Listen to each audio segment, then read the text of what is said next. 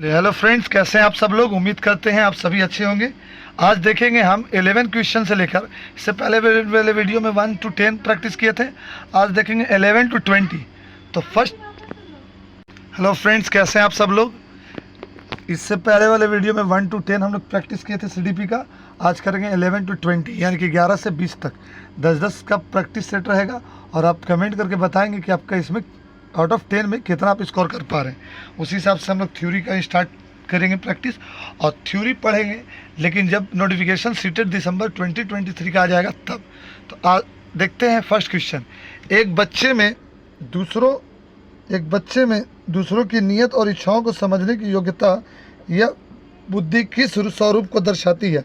पहला, स्थानिकीय संबंध बुद्धि।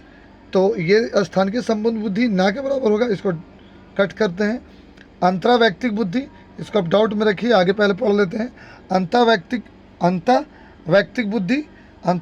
बुद्धि या फिर प्राकृतिक बुद्धि। तो अंतरावैयक्तिक जो है क्या बोलते हैं, दूसरों के लिए।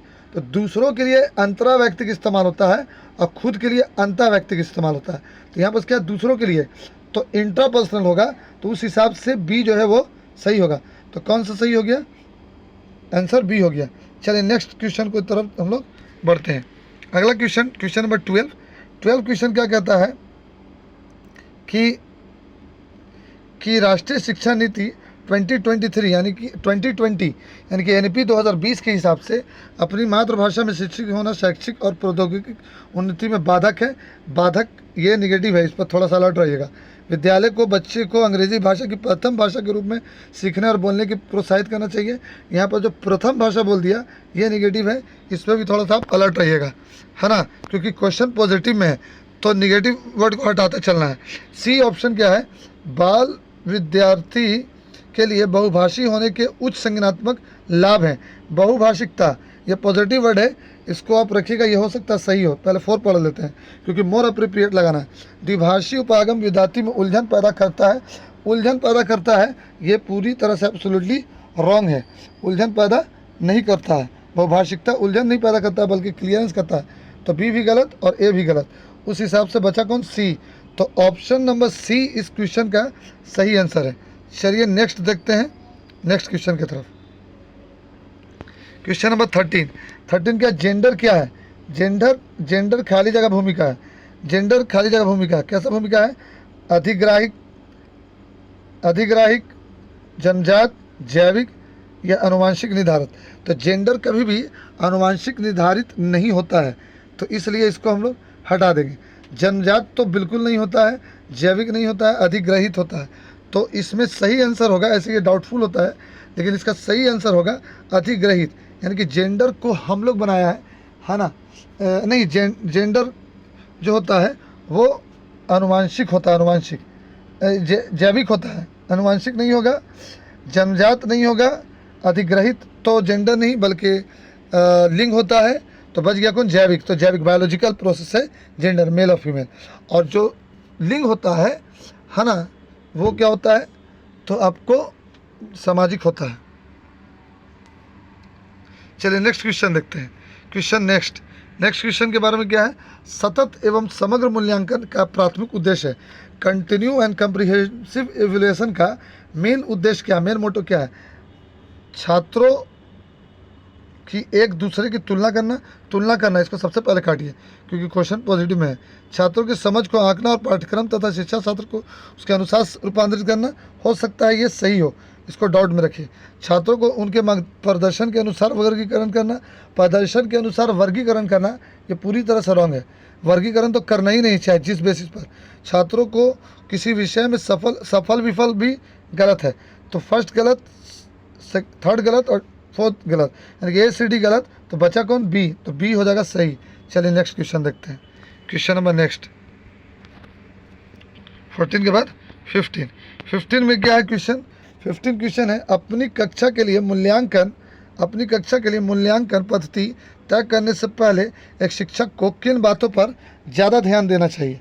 तो देखते हैं कि 15 का आंसर क्या हो सकता है ना, ज़्यादा बातों पर ध्यान देना चाहिए।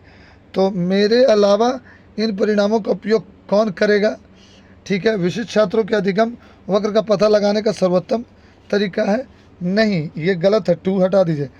कौन सा तरीका, चलिए 2 हट गया तो 1 3 4 हो जाएगा, 2 हट गया तो 1 3 4 हो जाएगा। चलिए अच्छा एक बार 4 पढ़ लेते हैं। कौन सी विधि छात्रों को उच्चतम अंक पाने, नहीं 4 भी हटा दीजिए, तो बच गया कौन 1 और 3। ऐसे 1 और 3 इसमें ऑप्शन नहीं है, तो इसलिए आप 1 मेरे अलावा इन परिणामों का उपयोग कौन करेगा, हाँ ये भी 1 भी हो सकता है। तो 1 2 3, 1 2 3 कहाँ है, 1 2 3 इसमें ऑप्शन नहीं है, तो इसलिए यह क्वेश्चन पूरा डाउटफुल है। इसका सही आंसर होना चाहिए 2 और ओनली 3, 1 और 4 नहीं होगा। चलिए नेक्स्ट क्वेश्चन की तरफ बढ़ते हैं। नेक्स्ट क्वेश्चन 16, समावेशी शिक्षा से अभिप्राय है। समावेशी शिक्षा यानी कि सभी को शिक्षा एक साथ समावेश करके, चाहे वो गरीब हो, अमीर हो, हैंडीकैप हो, कुछ भी हो। आर्थिक रूप से कमजोर ईडब्ल्यूएस आरक्षण केवल सरकारी विद्यालयों में ही उपलब्ध हो, ऐसा कुछ बात नहीं है कि केवल सरकारी विद्यालय में ही उपलब्ध ईडब्ल्यूएस का आरक्षण हो, ये पूरी तरह से रॉन्ग हो गया।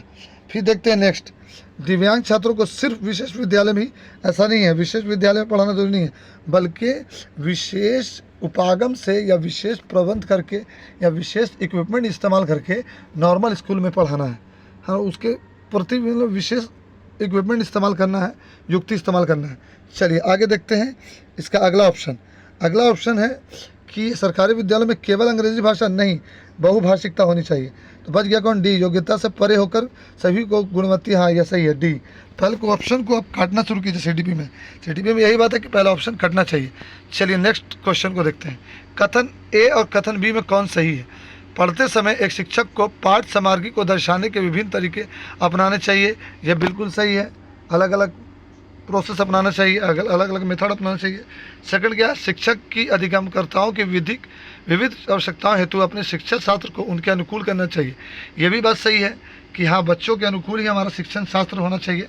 इस हिसाब से ए और दोनों सही है, और आज सही व्याख्या करता है का। दोनों जब हम सही बोलिए दिए तो यार दोनों सही और सही व्याख्या करता है का। चलिए नेक्स्ट क्वेश्चन नंबर 18 में क्या है, एक बच्ची लिखाई में निरंतर कठिनाई का सामना करती है, उसे अक्षर बनाने और शब्दों के बीच अंतराल करने में चुनौती महसूस होती है। यह लक्षण किससे संबंधित है। तो अक्षर बनाने में और शब्दों के बीच अंतराल करने में, दोनों में उसको चैलेंज फील हो रहा है।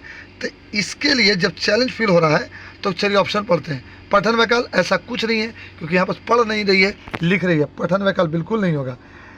गणन वैकल्प, गणन कैलकुलेशन से रिलेटेड है, मैथ की बात यहाँ हो नहीं रही है, सी भी कट गया। डी, ध्यान में अति सक्रियता, ऐसा कुछ नहीं है, वो लेक्चर नहीं सुन रही है बल्कि वो पढ़ रही है, तो लिख रही है। तो लिखते समय तो आलेख विकल्प होगा, आलेख वैकल्प होगा, यानी कि लिखने संबंधित वैकल्प। तो यहाँ पर बी सही हो जाएगा आंसर। चलिए नेक्स्ट क्वेश्चन, विद्यार्थी में व्यक्तिगत विभिन्नताओं को पूरा करने के लिए एक शिक्षक को क्या करना चाहिए। सबसे पहले आप ऑप्शन को काटेंगे, मानकीकृत पद्धतियों और आकलन को के तरीकों का उपयोग करना चाहिए। मानकीकृत नहीं बल्कि फ्लेक्सिबिलिटी होनी चाहिए, तो ए तुरंत कटा, फ्लेक्सिबल होना चाहिए। रटंत आधारित अधिगम को निर्धारित करने के लिए एक रूप शिक्षण शास्त्र, रटंत भी गलत, एक रूप शिक्षण शास्त्र ये भी गलत, तो ये कट गया, सी कटा, ए कटा, बचा बी और डी। पेपर पेंसिल आधारित परीक्षणों की संख्या में वृद्धि करना चाहिए और पुनर्स्मरण, जी पेपर से पेंसिल तक तो ठीक था, लेकिन पुनर्स्मरण रोड लर्निंग ये गलत हो गया, बचा कौन, बी। तो B is right answer. Next answer देखते हैं, नेक्स्ट क्या होगा क्वेश्चन, तो बी होगा इसका। 20 देखते हैं, 20 फटाफट स्टाइल में 20 देखेंगे। चलिए निम्नलिखित में से कौन सा सृजनात्मकता का अनिवार्य लक्षण है। सृजनात्मकता, कॉग्निशन, कॉग्निटिव के बारे में कौन बोला था, जीन पियाजे बोला था कॉग्निशन के बारे में। तो कॉग्निशन इनमें से कौन सा सृजनात्मकता का अनिवार्य लक्षण है, यानी कि कॉग्निशन का एकदम 100% लक्षण है। तो देखिए नीचे से देखते हैं, अभिसारिक चिंतन बिल्कुल नहीं, कन्वर्जिंग थिंकिंग नहीं हो सकता है, कन्वर्जिंग हो सकता है, डाइवर्जिंग नहीं हो सकता, यानी कि अभिसारी नहीं होगा। सोच में केंद्रीयता नहीं, सोच में केंद्रीकरण रहेगा तो नहीं, मतलब बहुआयामी तरीके से सोचेगा तब ठीक है, सी भी गलत। बी, आवेगशीलता भी निगेटिव वर्ड है, तो इस हिसाब से ये भी गलत हो गया। बचा आप सारी चिंतन, हाँ डाइवर्जेंस थिंकिंग, तो डाइवर्जेंस थिंकिंग सही हो जाएगा, सब गलत होगा, ओनली ए सही होगा। ये था हमारा आज का 10 क्वेश्चन का प्रैक्टिस सेट। अगर इस क्वेश्चन में, अगर किसी क्वेश्चन में आपको डाउट लगेगा या ऐसा लगेगा जिसमें हम जो टिक आउट किए हैं वो आपके हिसाब से सही नहीं लगता है तो प्लीज़ आप अपना कमेंट हमारे कमेंट सेक्शन में दीजिएगा, सजेशन दीजिएगा और प्लीज़ शेयर कीजिएगा। ऐसे 30-30 और 10-10 सीटेड प्रैक्टिस सेट हम लगभग रोज़ डालेंगे। तो please subscribe, share and like this video. Thank you for visit again.